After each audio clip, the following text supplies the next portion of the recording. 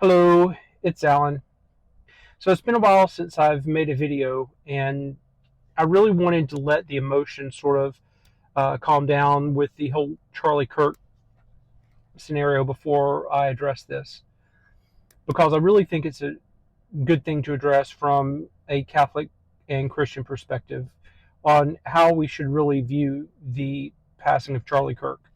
Um, when we look at Charlie Kirk, we generally see two groups of people. We see the one group which, from a Christian or from an evangelical and perspective, they generally want to embrace everything that Charlie Kirk said. Um, and then you have the other side, which did not have an affinity at all for Charlie, and they generally reject everything that Charlie said, and that he was a really bad person. So, is there a middle ground? Is there a way that you can parse out the two Charlies? So that's what I want to address. And I also want to talk about the question of if Charlie was actually a martyr, which has been thrown around. So let's address the two parties from Charlie Kirk. First of all, let's talk about Charlie as a human, as a father, as a husband, and as a Christian. I think what we can all see from looking at his presentation and from his videos is that Charlie was on his own spiritual path. He was on his own spiritual journey. And from a Christian perspective, I think Charlie did an excellent job with defending the tenets of Christianity, at defending the reasons that Christianity and the Catholic Church teaches what they do about life, about marriage. And I feel extreme sadness and sorrow for Erica and for his children. I was not a follower of Charlie. I was not a fanboy of Charlie. I watched his videos, the short ones, the reels in and out, and I thought he did a good job with a lot of the questions that he was asked. I think that he did a job where there's been a lot of people that really have reconsidered Christianity, have reconsidered Catholicism, and a large part due to the videos that he made. So there's no doubt that there was some good messaging there. And I think that we should all grieve for the fact that he was lost in that sense.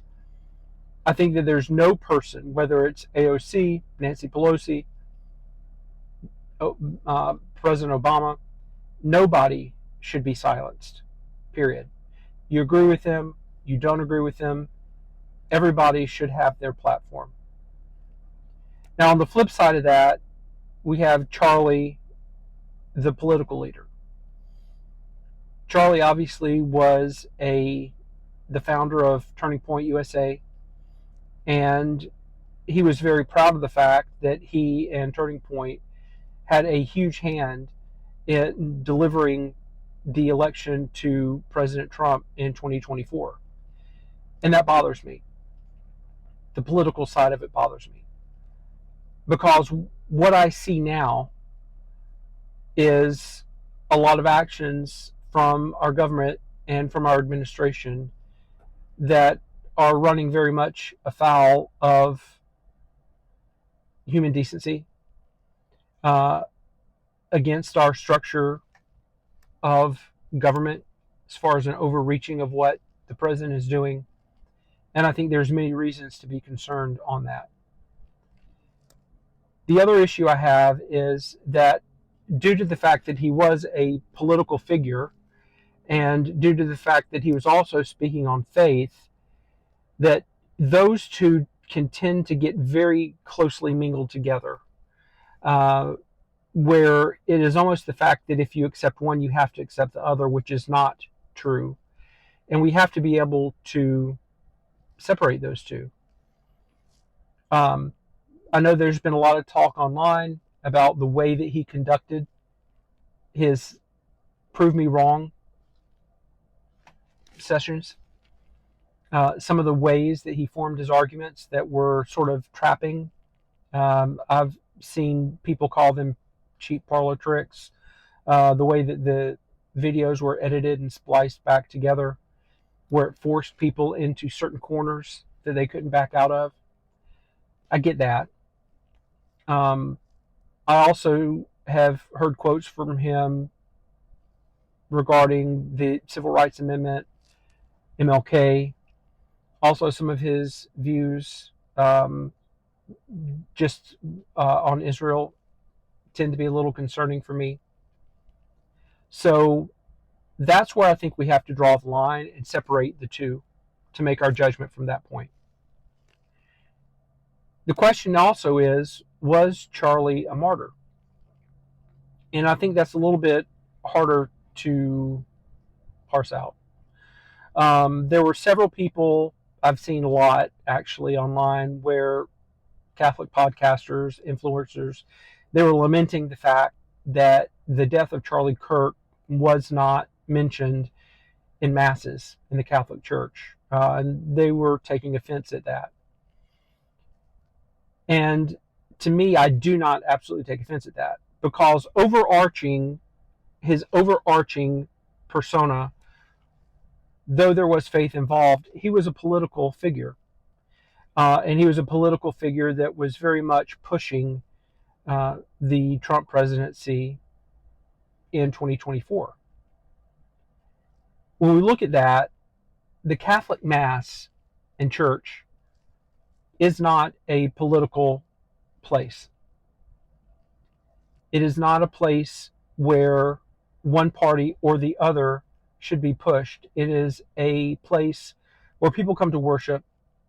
And yes, while the Catholic Church can teach truths on marriage, they can teach truths on life, the church must be welcome and feel welcoming to people from all parties, because our faith should reach beyond politics. If Charlie would have not had those overtones from a political standpoint, then I would have been more comfortable with maybe a priest mentioning his death and praying for him in Mass. But that's not the case. He was a political figure. The other part of this is, was he a martyr? And I saw a news clip from one of the cardinals, I think it was Cardinal Mueller, who stated that Charlie was a martyr. And he sort of clarified it a little bit. And to clarify, you have to understand what the church actually teaches about a martyr. So when the Catholic Church teaches that somebody is a martyr, they teach that they died on account of the faith, of what they believed. And he clarified it. Cardinal Mueller said, not a martyr in the traditional sense of what the church would consider a martyr, but a martyr of truth. So I think it's very hard to parse out on that. I would be very leery myself of saying that Charlie was a martyr. There is no doubt that he died because of what he believed. And there were people, and still are people, that take great offense at what he said, maybe the way he said it.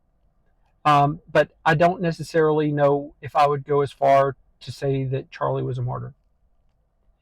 At the end of the day, we should continue to pray for Erica, and we should continue to pray for his children who will grow up without a father. And it is a very tragic, tragic situation. And at the same time, we should pray for our country. We should pray that the violations that are going on against civil liberties, against the overreach of government, that they would stop. That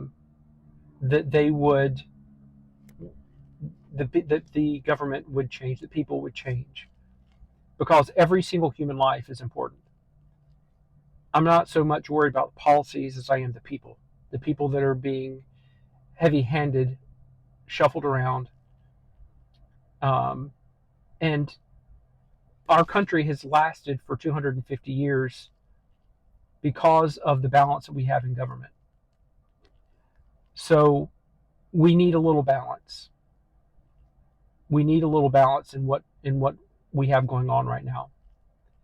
And you can have differing views on that, and that's fine. But my point is, the church should remain open to all people, and whether you're Democrat or Republican, independent, you should be able to come in Mass. You should be able to come to a Catholic church and be able to find Jesus. So that's all I have to say right now, but we'll go from there. See you soon.